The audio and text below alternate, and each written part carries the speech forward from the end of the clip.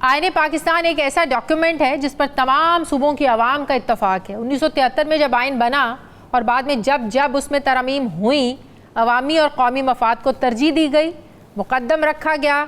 लेकिन क्या आज आइनी तरमीम पर हम ये दावा कर सकते हैं कि कौमी मफाद को सामने रखा जा रहा है? मौजूदा दौर में जब जब बात हुकूमती ऐवानों पर आई, सियासी मफाद के लिए कानून बदले गए। मसला पॉलिटिकल पोलराइजेशन था, लेकिन इसे हल करने की बजाय कभी आइन तोड़ा गया तो कभी पाकिस्तान में कानून बदले गए। जल्द से जुलूस जमहूरियत का हुस्न हुआ करते हैं, लेकिन इसे जुर्म बनाने और सियासी मुखालिफिन को घेरने के लिए पाकिस्तान में कानून बदले गए। नैब ने जब जब ताकतवरों से करप्शन का हिसाब मांगा, तब तब हस्बे ज़रूरत नैब का कानून बदला गया। मुल्क की सबसे बड़ी अदालत ने जब पिछले साल हुकूमत वक्त के खिलाफ फैसले दिए, पहले इख्तलाफी नोट का दौर चला, फिर चीफ जस्टिस की सो मोटो नोटिस लेने की पावर का कानून बदला गया। अदालत ने 2 सूबों में 90 रोज़ में इलेक्शन करवाने का हुक्म दिया। कभी पार्लियामेंट में करारदादें पास की गईं तो कभी इलेक्शन की डेट में रद्दोबदल का कानून बदला गया। सुप्रीम कोर्ट ने मखसूस सीटों पर फैसला तहरीक इंसाफ के हक में सुनाया तो बजाय अमल दरामद के हुकूमत वक्त ने एक बार फिर इलेक्शन एक्ट का कानून बदला। आज फिर सुप्रीम कोर्ट के 8 जजेस ने मखसूस सीटों पर वजाहती हुक्म जारी किया है, ऑर्डर दिया है, जिसमें बज़ाहिर कहा गया है कि कानून बदलने से काम नहीं चलेगा, फैसले पर अमल दरामद करना पड़ेगा, नहीं तो संगीन नताइज भुगतना होंगे। कानून की नाज़रीन पहली किताब ज्यूरिस्प्रूडेंस है, जो बताती है कि कानून कैसे अमल में आता है। इंसानी हुकूक से शुरू होकर रस्म व रिवाज हत्ता कि मजहबी आज़ादी को कैसे कानून बनाकर इंसानी मुआशरे को तरतीब दिया जाता है। लेकिन ये हमारा कौन सा मुआशरा है जहाँ सियासी तकसीम को सियासी दुश्मनी का रंग देकर उन्हें कानूनी शक्ल दी जा रही है। बाज़ क़वानीन तो ऐसे बन रहे हैं जिन्हें देखकर ये एहसास होता है कि सियासतदान जिस डाल पर बैठते हैं उसे ही काटने में लगे हैं। जमहूरी अमल के ख़िलाफ़ ताकत को और ज़्यादा ताकत दे रहे हैं। इसी पर मैं बात करूँगी। इरशाद भट्टी साहब सीनियर सहाफ़ी तज्ज़ियाकार मुझे ज्वाइन करें। अस्सलाम वालेकुम, बहुत बहुत शुक्रिया भट्टी साहब आपका। भट्टी साहब, पिछले कुछ अरसे से जिस आइनी तरमीम का शोर था, जिसे हुकूमत छुपाने की कोशिश कर रही थी, अब हुकूमती लोग आकर कह रहे हैं कि जी हाँ आइनी तरमीम हो रही है। अब कह रहे हैं कल काबीना इजलास में मुसवदा पेश किया जाएगा, आज कोर्ट का वजाती ऑर्डर आ जाता है। ये टाइमिंग कितनी अहम है? जिस इलेक्शन कमीशन ने 12 जुलाई के फैसले के बाद अमल नहीं किया, हुकूमत इसको मानने के लिए तैयार नहीं, तो कैसे आप ये समझ लें या मैं समझ लूँ ये आइनी तरमीम नहीं होगी?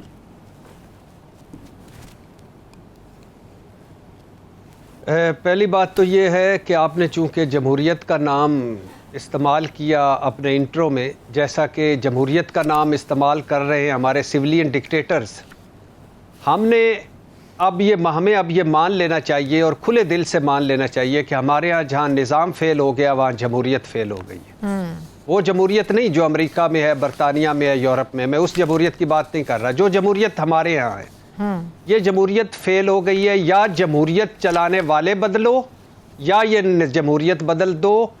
आज 76 सालों के बाद आप देखें, क्या आपको आज़ादी इज़हार राय है?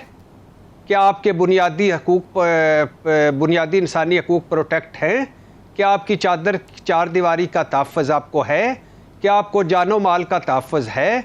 क्या आपको अच्छा स्कूल मिला हुआ है? क्या आपके पास अच्छा अस्पताल है? क्या आपको कोई हुकूमत रिलीफ देती है?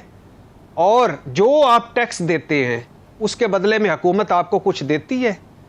तो ना ये जो जमहूरियत चलाने वाले हैं, ना इनके ज़ेन जमहूरी हैं, ना ये खुद जमहूरी हैं, ना इनकी पार्टियां जमहूरी हैं, ना इनको जमहूरियत का पता है, ना ये जमहूरियत पे अमल पैरा हैं। तो अनफॉर्चुनेटली, बदकिस्मती से, जितनी जल्दी हम मान लें कि हमें अब इस डब्बा बंद जमहूरियत जो 95% के लिए बांझ है और 5% के लिए अंडे बच्चे दे रही है, इससे जान छुड़वाएंगे, या जो चला रहे हैं जमहूरी, जो सिविलियन डिक्टेटर्स के चोगे, जमहूरियत के चोगे पहन के अंदर से जो बादशाह हैं, उनसे या इनसे जान नहीं छुड़वाएंगे। ये कट्टे खुलते रहेंगे, हम एक कट्टा बांध नहीं पाएंगे, अगला कट्टा खुल जाएगा। और ये हम पाकिस्तान मुल्क से अब बाहर गए, सर्कस सुप्रीम, पार्लियामेंट सुप्रीम है, पार्लियामेंट जो मर्जी करे, क्योंकि पार्लियामेंट सुप्रीम है। नहीं, देखिए, आप बाहर दुनिया में कहीं भी आप ट्रैवल करती हैं, और आप भी करती हैं, मैं भी करता हूं, हमें जोकर्स के तौर पे लेते हैं, कार्टूनों के तौर पे लेते हैं, सर्कस के तौर पे लेते हैं। हमारी कोई इज्जत नहीं है। ज़रा टके बराबर इज्जत नहीं है हमारे ऊपर। प्रोफेशनल भिखारी, पूरा मुल्क भिखारी। और इस जो जमहूरियत बेहतरीन इंतकाम, मुझे बताएं जमहूरियत का हुस्न क्या है? जमहूर 8 फरवरी, छोड़ दीजिए कोई भी नहीं शफाफ, 8 फरवरी 2024 का इलेक्शन में जमहूर पार्लियामेंट में बैठी हुई है। पार्लियामेंट का तकद्दुस क्या है? पार्लियामेंटेरियंस ऐसे बैठे कि हमें इज्जत करना, कोई बिल्डिंग का नाम तो नहीं है ना पार्लियामेंट जिसकी हम सलाम ठोके। जो उसके अंदर लोग बैठे होते हैं उसकी वजह से इज्जत करनी होती है। क्या जो अंदर लोग बैठे हैं उनसे हम कोई दिल पे हाथ रख के उनकी इज्जत करने को दिल करता है? अच्छा, आइन, जमहूरियत का हुस्न है कि आइन पे चले। क्या आइन पे चल रहे हैं? जमहूरियत का हुस्न है कि हमें प्रोटेक्ट करें, हमारी चादर चार दीवारी, हमारे बुनियादी इंसानी हकूक, हमारा स्कूल, हमारा अस्पताल। कोई है?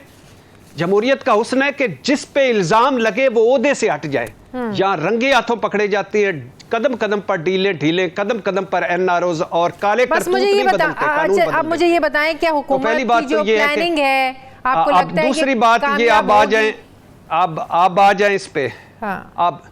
अब आ जाएं इस पे, ये जो आईनी तरमीम है। हाँ। देखिए, पहली बात तो ये है कि ये आपने टाइमिंग का लफ्ज़ इस्तेमाल किया। अगर मेरे घर पे डाका पड़ने वाला हो और मैं 4 सिक्योरिटी गार्ड रख लूँ, सिक्योरिटी अलार्म लगा लूँ तो और डाके से बच जाऊँ, तो क्या मुझे आप शाबाश देंगी कि कहेंगी कि यार तेरी टाइमिंग अजीबो गरीब थी, कहीं तू चोरों से तो नहीं मिला हुआ था, या तूने ये क्या कर दिया? अब मुझे नहीं पता, हो सकता है मैं हसीन इत्तेफाक हो, लेकिन अगर सुप्रीम कोर्ट ने ये टाइमिंग देख के भी फैसला किया है तो इससे अच्छा फैसला कोई नहीं है, इससे अच्छा ऑर्डर कोई नहीं, इससे अच्छी बेहतरीन वज़ाती ऑर्डर नहीं है। क्या ये वज़ाती ऑर्डर इस बात की गारंटी है कि तरमीम नहीं होगी? कि आपका यहाँ आइन को मानता है कोई? इस बात की गारंटी नहीं है कि तरमीम नहीं होगी, लेकिन इस बात की गारंटी है कि तरमीम सुप्रीम कोर्ट में उड़ जाएगी। ये तरमीम एग्जिस्ट नहीं करेगी।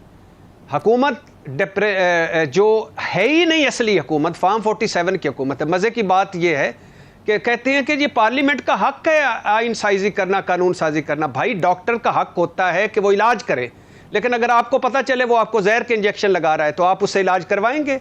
सही। वकील का हक है कि आपका मुकदमा लड़े, लेकिन अगर आपको पता हो कि वो मुखालिफ के साथ मिल गया, आप उससे मुकदमा लड़वाएंगे। सही। दूध देने वाले का हक है खालिस दूध दे, लेकिन अगर आपको पता वो तेजाब मिला रहा है, आप दूध पिएंगे।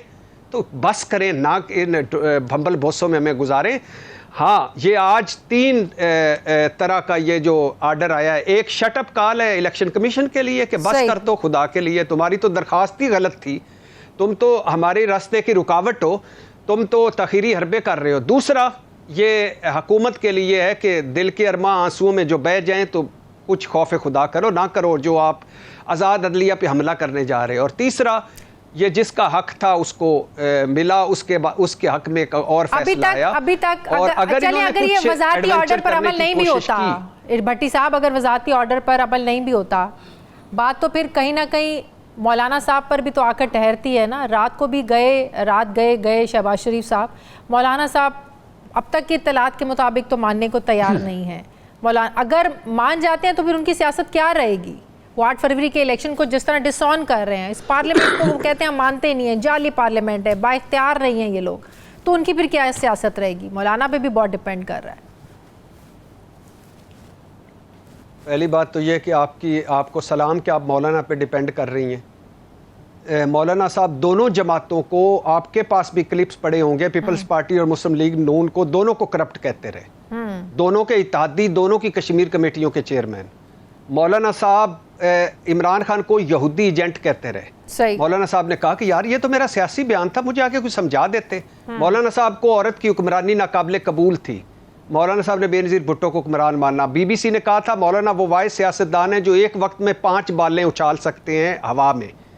अब मौलाना साहब मिल भी जाएं फिर भी नंबर पूरे नहीं है, और अगर मौलाना साहब मिल जाते हैं और ये आईनी तरमीम कर देते हैं तो फिर भी ये नहीं रुकेगी, ये सुप्रीम कोर्ट इसे उड़ा देगी। ऐसा हो नहीं सकता कि आप काजी फायज़ ईसा साहब के लिए एक अलहदा यानी तरमीम लगाएं, अदालत बना दें। ऐसा हो नहीं सकता आप उनको कान से इधर से पकड़ के या इधर से पकड़ के एक्सटेंशन दे दें। ऐसा हो नहीं सकता कि चीफ जस्टिस वज़ीर आज़म लगाए। ऐसा हो नहीं सकता कि जजेस की तकर्रियां हुकूमत करे। ऐसा हो नहीं सकता कि सीनियरिटी छोड़ के आप नीचे से किसी को भी लगा दें, कारकर्दगी पर सालाना हो।